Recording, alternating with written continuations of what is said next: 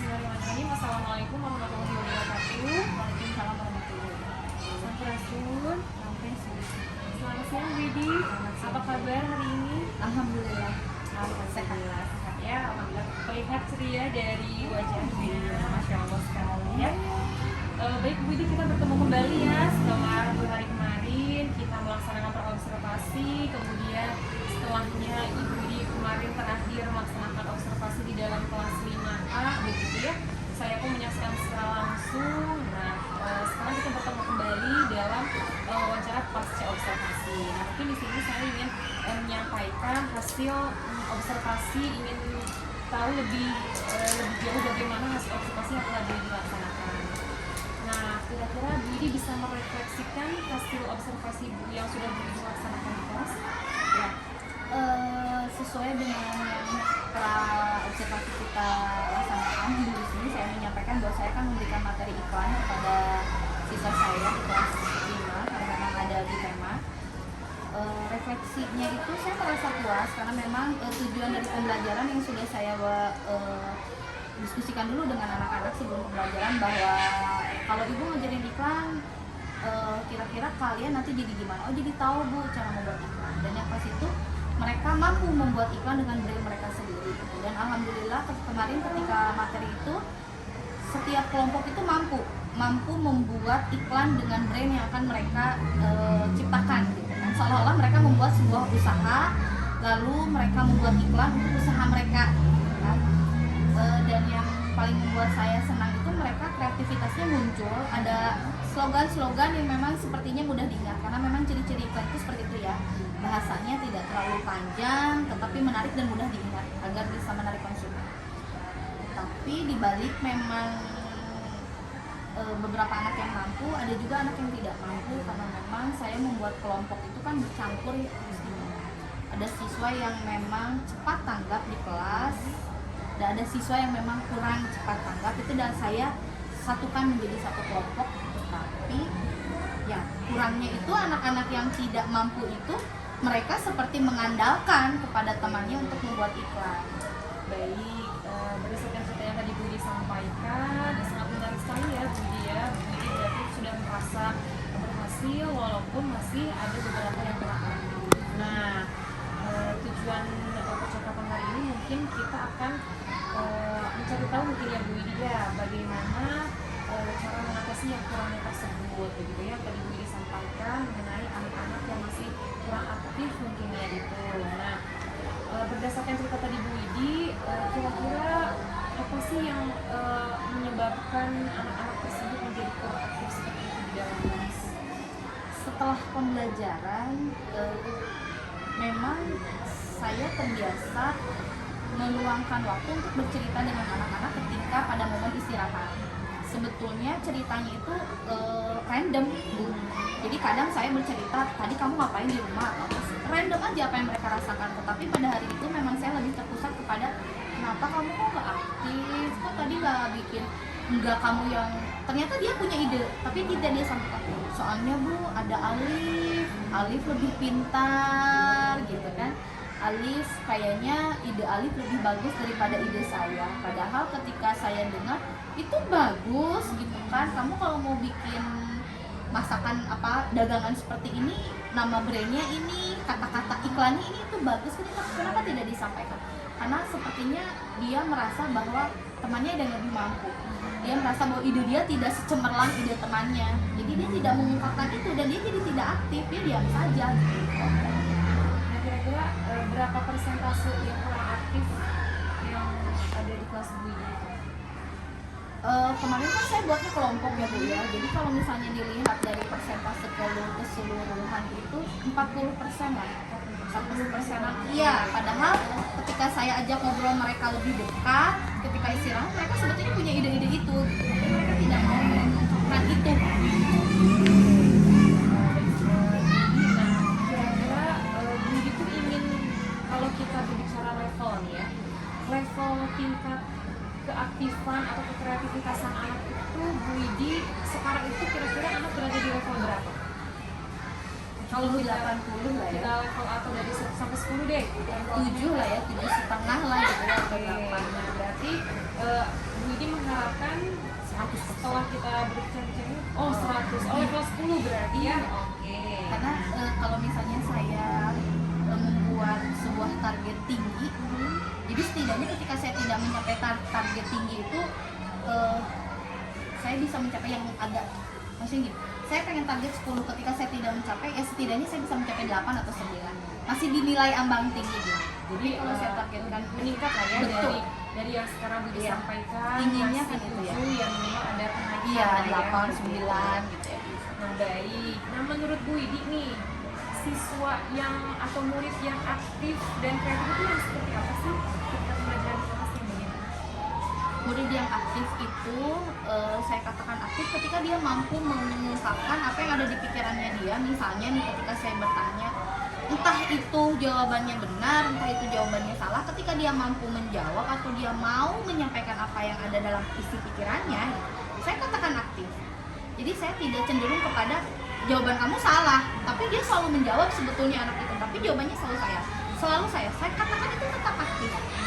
Karena memang ada anak yang sudah bisa menjawab tapi dia tidak mau mengungkapkan, padahal jawabannya benar, saya katakan itu tidak aktif. Karena memang sebetulnya aktif tidak aktif itu kan tidak dilihat daripada benar atau tidak jawabannya dia. Ketika anak cenderung berani untuk menjawab, berarti otaknya juga sedang berputar, kreativitasnya sedang diasah untuk menyampaikan itu. Lalu kreativitas juga saya tidak melulu cenderung hanya kepada kayak kamu bisa membuat sebuah iklan dengan wah hebat banget gambarnya. Saya tidak melihat kepada itu. Ketika dia mau berpikir bahwa saya kayaknya mau bikin iklan ini deh, Bu, comering gitu, karena mamanya jago bisa bikin comering, jadi saya mau pakai kata-katanya gini deh, Bu. Mereka juga sudah berkreativitas. Baik, menarik sekali ya. Jadi murid aktif menurut Bu Widi ini memang ada beberapa kriteria tersendiri tentunya. Jadi Bu Widi sudah memiliki gambaran sebagai Bu ya, bahwa yang itu seperti ini, seperti ini, seperti ini. Baik Bu Widi. Nah, menurut gambarannya tadi yang sudah Bu Widi sampaikan nih, kira-kira untuk menciptakan sesuai dengan gambaran Bu Widi, kira-kira harus bagaimana nih kira-kira menurut pemikiran Bu Widi, sesuai dengan gambaran Bu bahwa aktif seperti ini, atau ada langkah-langkah yang sudah Bu Widi laksanakan begitu untuk menciptakan hal tersebut? Sudah biasanya gitu kan sebetulnya, seperti saya memberikan soal yang memang lebih runcit gitu. Jadi memang pertanyaan itu hanya misalnya saya sampaikan kepada anak nih yang pendiam ini nih, coba Rian gitu, saya langsung coba menurut Rian ini bagaimana gitu. Jadi saya tidak banyak memberikan soal yang siapa yang bisa jawab gitu, enggak. Saya melatih ke aktivitas kreatif atau aktif mereka itu dengan perorangan. Jadi saya langsung, Rian, kalau kata Rian ibu jawabannya gini, kata Rian gimana? Saya hanya ingin melatih dulu mereka untuk mau ngomong aja gitu depan teman-temannya, menyampaikan apa yang ada dalam pikirannya, tapi lebih ke siswanya langsung gitu. Agar dianya kayak merasa, ibu nanya langsung ke saya nih. Berarti menumbuhkan kreativitasnya, aktifnya itu kayak gitu. Jadi menurut Bu Widi berarti ada strategi yang Bu Widi sampaikan barusan dengan menanya langsung dulu. Iya. Sesuaikan dengan kemampuan atau kapasitas mereka. Nah berarti Bu Widi sudah punya nih strategi-strateginya nih ya, bahwasannya harus istilahnya bertanya dulu, memancing mungkin dengan pertanyaan seperti itu. Nah kira-kira seberapa yakin ya rencana atau strategi Bu Widi ini, apakah ada yang strategi lain gitu yang lebih bisa menambah gitu keaktifan? Saya sudah mencoba itu kan ya, bertanya langsung kepada siswa yang kurang aktif sesuai dengan kapasitasnya. Saya tidak bertanya sesuatu yang berat. Lalu saya juga mencoba ketika membuat kelompok, ternyata saya salah ketika harus mencampur anak yang pintar dengan anak yang kurang pintar. Enggak ya, bahasanya salah ya. Dengan anak yang cepat tanggap dengan anak yang kurang cepat tanggap, atau dengan anak yang aktif dengan anak yang tidak aktif. Ternyata anak yang tidak aktif cenderung merasa malu ketika mereka bergabung dengan anak-anak yang lebih cepat tanggap. Mereka tidak mau mengungkapkan apa yang ada dalam pikiran mereka karena merasa bahwa kayaknya jawaban Vika deh Bu yang paling benar gitu. Jadi saya pun mencoba membuat kelompok dengan sesuai apa ya, sesuai kemampuannya gitu kan. Contoh seperti beberapa siswa yang kurang videonya itu kurang cepet, saya satukan mereka dengan temannya yang memang mereka juga merasa nyaman. Ternyata ketika mereka sudah disatukan dengan temannya yang itu gitu, tidak ada temannya yang memang bukan circle kali ya kata bahasa anak-anak sekarang itu, mereka cenderung lebih aktif mengungkapkan, jadi kayak nyambung sama temennya. Oh ya, kalau kata aku mah gini Bu, kata aku mah gini Bu gitu ya. Jadi memang saya ingin mengelompokkan mereka sesuai dengan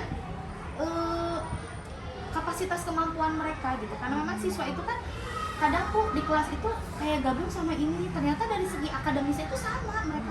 Anak yang bergabung yang bermain itu akademisnya sama. Ini anak yang bergabung di sini ternyata anak yang 1, 2, 3, 4, 5 gitu ya. Atau yang selalu nilai 100, nilai 90, mereka tuh akan cenderung lebih nyambung sama ini gitu. Jadi ini saya ingin mengumpulkan mereka sesuai dengan kemampuan mereka. Jadi mereka bergabung dengan temannya tuh nyambung. Oke, menarik sekali ya Bu Dia. Tadi strateginya mungkin seperti sudah ada dua nih yang saya simak maksudnya.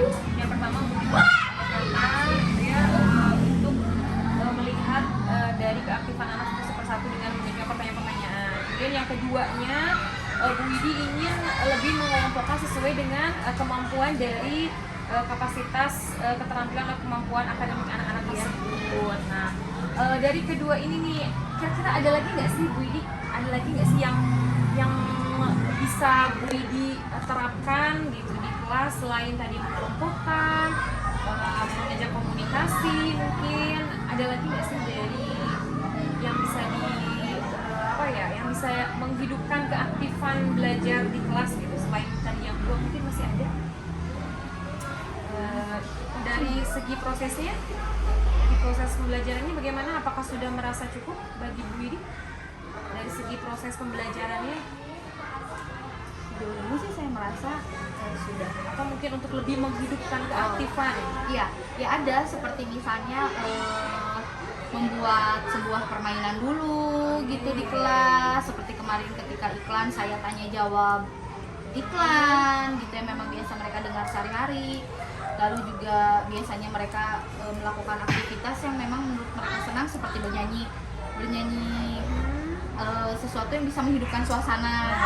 Nah, itu adalah strategi-strategi. Nah, menurut Bu ini nih, dari strategi-strategi ini bisa diterapkan dalam proses apa nih? Tadi Bu Widi proses pembelajarannya, kemudian diawali dengan pertanyaan-pertanyaan, kemudian mengelompokkan. Biasanya itu kita buat atau kita rancang dalam hal apa tuh? Sebelum pembelajaran. Jadi ketiga aspek ini ada dalam apa tuh? Di awal pembelajaran tuh ya RPP gitu ya. Oh, jadi dalam RPP. Oke, jadi ketiga strategi ini bisa dicantumkan dalam Bu Widi dalam RPP. Bisa. RPP apa tuh namanya yang pernah Bu Widi mungkin pernah mendengar atau pernah terlintas atau pernah melihat mungkin atau pernah yang sudah menerapkan mungkin rekan-rekan di sekolah di sini? RPP berdiferensiasi gitu ya. Oke. Bisa diterapkan di dalam RPP berdiferensiasi. Aduh, susah banget nih. Oke.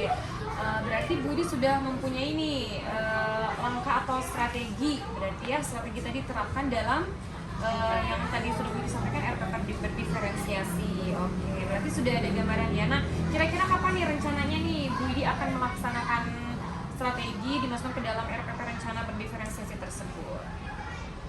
Sebetulnya tuh pembelajaran esok pun sudah ada saya.